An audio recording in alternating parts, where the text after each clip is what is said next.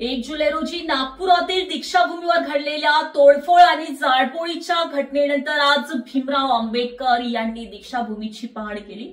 त्यावेळी ते उपस्थित जनसमुदायासमोर बोलत होते। दीक्षाभूमीच्या व्यवस्थापन सांभाळणारी विद्यमान स्मारक समिती गद्दार असून त्यांना 1 मिनिटही समितीवर राहण्याचा अधिकार नाही। आंबेडकरी जनतेच्या न्यायालयाने त्यांची हकालपट्टी केली आहे। त्यामुळे दीक्षाभूमीचे व्यवस्थापन सांभाळणारी स्मारक समिती दीक्षाभूमीची मालक नसून आंबेडकरी जनता दीक्षाभूमीचे खरे मालक असल्याचं भीमराव आंबेडकर म्हणाले। यापुढे दीक्षाभूमी भारतीय बौद्ध महासभेची राहील असा दावा भारतीय बौद्ध महासभेचे अध्यक्ष आणि डॉक्टर बाबासाहेब आंबेडकर यांचे नातू भीमराव आंबेडकर यांनी केला आहे। भीमराव यशवंतराव आंबेडकर भारतीय बौद्ध महासभा द बुद्धिस्ट सोसायटी ऑफ इंडियाचा कार्याध्यक्ष आहे। 1 जुलैला ह्या दीक्षाभूमीवरती नागपूरच्या आंबेडकरवादी जनतेने ज्या दीक्षाभूमीचं विद्रोपीकरण सुरुवात झालेले आहे त्याच्या विरुद्ध आवाज उठवण्याचा प्रयत्न केला शांततेच्या मार्गाने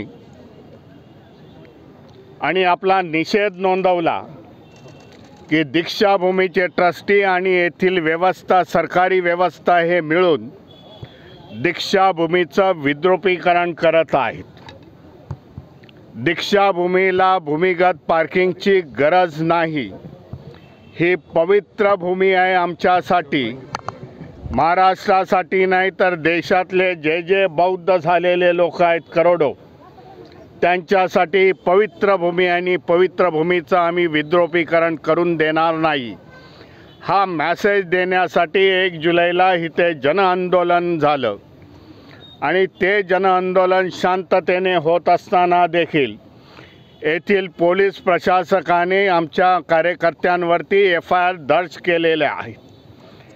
ते FIR रद्द व्हावे त्याच्यासाठी मी पोलीस कमिशनरांची आज भेट घेतली।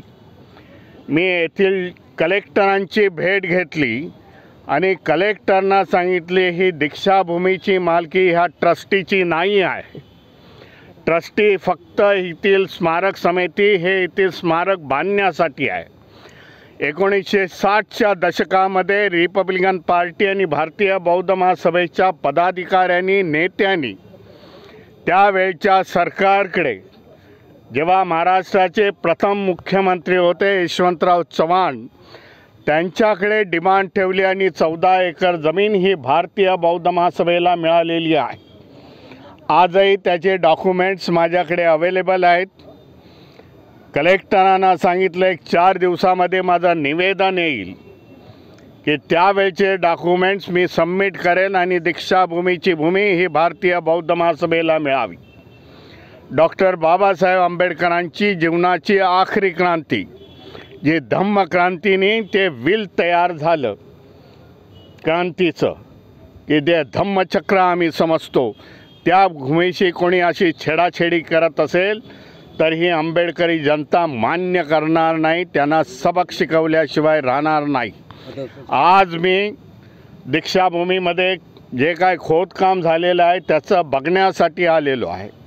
येथील जनतेला शांततेचा संदेश देण्यासाठी आलेलो आहे की शांतपणे आपलं आंदोलन चालू राहील, कारण येणाऱ्या 12 ऑक्टोबर रोजी पुन्हा धम्मचक्र परिवर्तन दिन आहे आणि लाखोच्या संख्येने लोक इथे येतील। हा जो मेसेज गेलेला आहे दीक्षाभूमीचा विद्रोहीकरण करण्याचा, त्याच्यामुळे येणाऱ्यांची संख्या काही लाखामध्ये पुन्हा वाढू इच्छिते। कलेक्टरांच्या समोर मी सांगितलं ह्या भूमिगत खड्ड्यामुळे जर एखादी आज जी 2 दिवसापूर्वी हाथरस UPमध्ये जी घटना घडलेली आहे 121 जणांचे स्टॅम्प पॅडमुळे चेंगराचेंगरीमुळे जे निधन झालेलं आहे अशा प्रकारचा इन्सिडन्स इथे होऊ शकतो आणि त्याला तुम्ही प्रशासन म्हणून हे जबाबदार राहणार आहेत। म्हणून लवकर पावलं उचला, लवकरात लवकर हे खड्डे बुजून दीक्षाभूमी जशी होती तशी ठेवा। सौंदर्यीकरण व त्याचं सुशोभीकरण ह्या नंतरच्या गोष्टी आहेत। हा मी त्यांना मेसेज दिलेला आहे। माझ्या लेखी निवेदन देखील त्यांना आज मी दिलेलं आहे। मला एक सांगा, आता ही जी कमिटी आहे स्मारक समितीची, त्याची बरखास्तगीची मागणी करता तुम्ही? मी जनतेच्या दरबारासमोर आणि जनतेच्या आवाज आणि जनतेने जी भावना माझ्यासमोर व्यक्त केली त्या जनतेच्या भावना आपल्याला सांगतो। ह्या दीक्षाभूमीची जी ट्रस्टी आहे ती बरखास्त करण्यात यावी। आम्ही मानत नाही, दीक्षाभूमी ही भारतीय बौद्ध महासभेचीच असेल हे आपल्याला सांगू इच्छितो। या कमिटीच्या माध्यमातून कुठेतरी राजकारण होत आहे तुम्हाला असं वाटतं? नक्कीच हे कमिटीचे लोक हे खूप मगरूर आहेत, कोणाशी संवाद साधत नाहीत। हे खोदकाम चालू असताना आम्ही भारतीय बौद्ध महासभा, समता सैनिक दल, विविध सामाजिक संघटना ज्या नागपूर आणि परिसरामध्ये कार्यरत आहेत त्यांनी त्यांची निवेदनं दिली, त्यांनी त्यांच्याशी संवाद साधला देखील, त्यांनी आम्हाला रिस्पॉन्स दिला नाही। म्हणून हा 1 जुलैला झालेला हा उद्रेक आहे। आमची जर आवाज कोणी ऐकत नसेल म्हणून त्यांनी कायदा सुव्यवस्थेला जरा तडा देण्याचा प्रयत्न केला, परंतु कलेक्टर आणि पोलीस कमिशनरला सांगितलं की त्यांच्या भावना देखील तुम्ही जाणून घेतल्या पाहिजेत। जेव्हा एखादा माणूस रिपीटेडली सांगतो इथं व्हायला नाही पाहिजे, त्यांच्या भावना उग्र झाल्या आणि त्यांनी तो प्रकार केलेला आहे, परंतु तो शांतमय वृत्तीने केलेला आहे हे देखील सांगतो। FIR रद्द करण्याची मी मागणी पोलीस कमिशनरांसमोर केलेली आहे। आज प्रकाश आंबेडकर देखील मुख्यमंत्र्यांना मुंबईमध्ये भेटून ह्याच गोष्टी सांगणार आहेत की ही पूर्ववत दीक्षाभूमी करून घ्या। FIR जे दर्ज झालेले आहेत आमच्या सुशिक्षित कार्यकर्त्यांवरती ते रद्द करा आणि शांततेमध्ये हा आपण तोडगा ह्याच्यातून काढू। सुशोभीकरणाला आमचा विरोध नाही हे देखील मी सांगू इच्छितो। एवढंच नाही तर ॲडव्होकेट प्रकाश आंबेडकर यांनी आज मुख्यमंत्र्यांची भेट घेऊन दीक्षाभूमीवर पार्किंगचा विरोध करणाऱ्या आंदोलकांवर जे गुन्हे दाखल करण्यात आले होते त्यात कुणालाही अटक होणार नाही असं प्रकाश आंबेडकर यांनी सांगितलं।